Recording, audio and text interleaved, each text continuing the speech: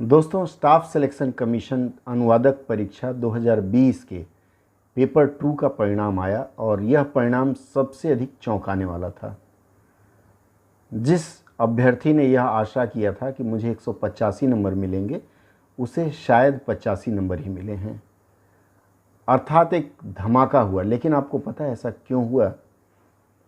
क्यों लोगों के नंबर कम आए? या कई ऐसे लोग हैं जिनका नाम बहुत अच्छा, जिन्होंने परफॉर्मेंस दिखाया है, लेकिन उनके भी परिणाम नहीं आए, या कह लीजिए उनका नाम लिस्ट में नहीं है।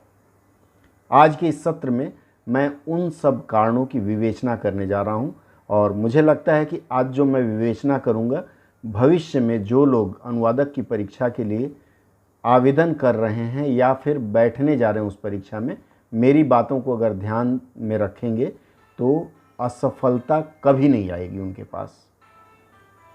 दोस्तों, मैंने जब पेपर 2 की परीक्षा हुई थी, उसका अगले दिन एक एनालिसिस दिया था और मैंने बताया था कि इसमें अधिकतम 120 अंकों की ही लड़ाई होगी।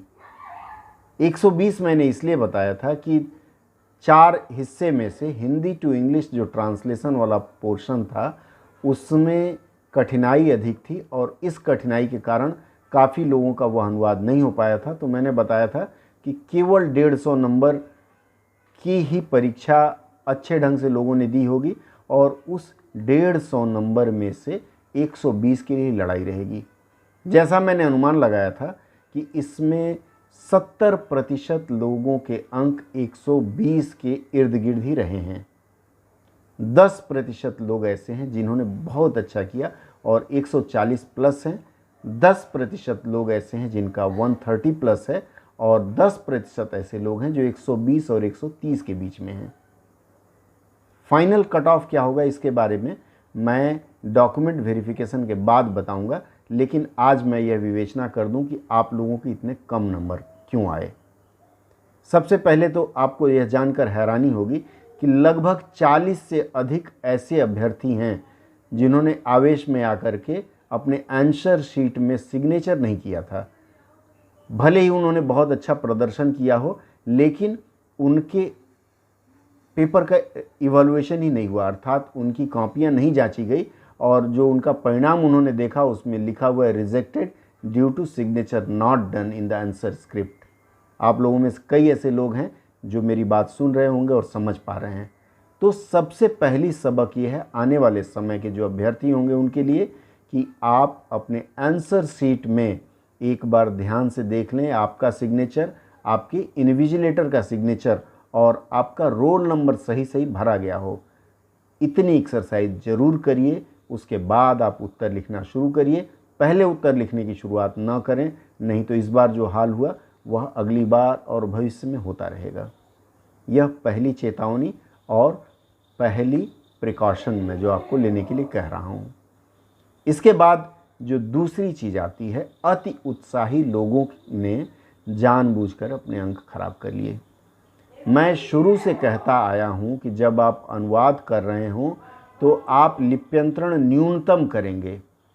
मैंने बताया था आपको 2 से अधिक अगर लिप्यंतरण, अर्थात अगर हिंदी का शब्द नहीं समझ में आ रहा है तो उसके आसपास का कोई शब्द ढूंढिए, लेकिन अगर आप अंग्रेजी के शब्दों को हूबहू लिखते हैं तो यह परीक्षक के ऊपर है कि आपको नंबर दे या न दे। हालांकि मैंने कहा था कि 2 लिप्यंतरण अगर करते हैं 2 शब्द तक मान्य होता है, लेकिन अगर आप इससे अधिक शब्द लिप्यंतरण करते हैं तो अब जैसे मैथ्स में होता है 2 + 2 = 5 नहीं होता, 4 ही होता है। इसी तरह अनुवाद का अपना नियम है। इसके बारे में मेरे कई वीडियोज़ हैं ट्रांसलेशन प्रैक्टिस नाम के प्लेलिस्ट में, मेरे चैनल में आप उसको देख सकते हैं। आपको अंदाज़ा हो जाएगा कि परीक्षा में कैसा अनुवाद करते हैं। फ्री ट्रांसलेशन बहुत लोगों ने किया है और उनके नंबर कम आए हैं।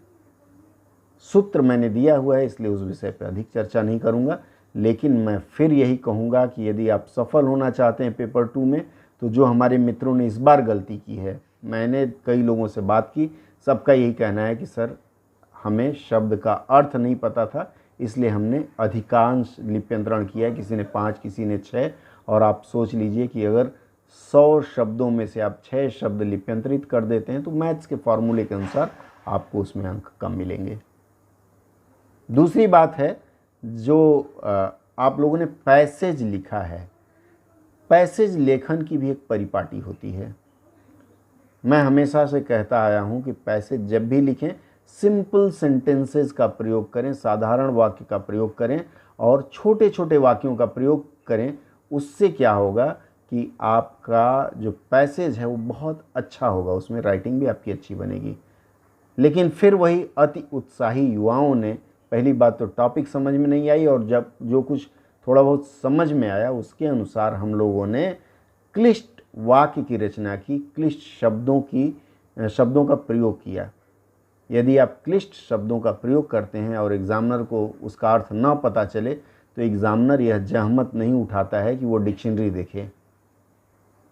हमेशा से ही यह सूत्र लागू होता है, आसान शब्द, आसान अनुवाद का प्रयोग करें, उससे आप सफल होंगे। और ये जो कारण रहे हैं, पहला, लोगों ने अपने सिग्नेचर नहीं किए, दूसरा, लोगों ने लिप्यंतरण का अधिकाधिक प्रयोग किया, और तीसरा, जो पैसेज लेखन में शब्द सीमा दी हुई है, आपको 400 शब्द में लिखने के लिए कहा गया है, आपने 400 की बजाय 500 है एसएससी की सीमा, 500 की बजाय आपने 1000 शब्द लिखा, किसी ने 600 शब्द लिखा। मैं शुरू से कहता आया हूँ कि 500 मतलब .500 नहीं होता है, 499 भी हो सकता है, 450 एंड 400 भी हो सकता है। आप स्टिक टू दैट करिए।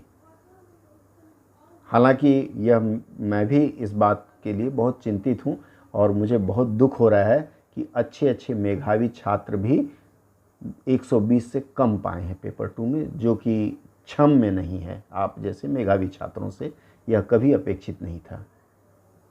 आशा करूंगा कि ये जो 3 गलती हमारे मित्रों ने इस बार किया है, वह गलती आप नहीं दोहराएंगे। अगर वह गलती नहीं दोहराएंगे तो सफलता का परचम आप फिर लहराएंगे। और मित्रों, पेपर 1 में भले ही कितना हो, मैं शुरू से कहता आया हूँ, पेपर 2 के लिए कंसंट्रेट करिए। आज से ही यदि आपको अनुवादक की परीक्षा क्रैक करनी है तो आज से ही आप पेपर 1 के साथ साथ पेपर 2 की भी तैयारी करें। ऐसा यदि हो गया कि एक ही दिन दोनों पेपर ले लिए जाएं, तो जो मित्र हमारे पेपर 2 की तैयारी बाद में करेंगे ऐसा सोचते हैं, तो बाद में ही रह जाएंगे और सफलता में संदेह हो जाएगी। आशा है आज का यह सत्र आपके लिए लाभप्रद रहेगा। कोई सुझाव हो तो आप संदेश बॉक्स में लिखें, मैं आपके सुझाव पर जरूर प्रतिक्रिया दूंगा। जय हिंद।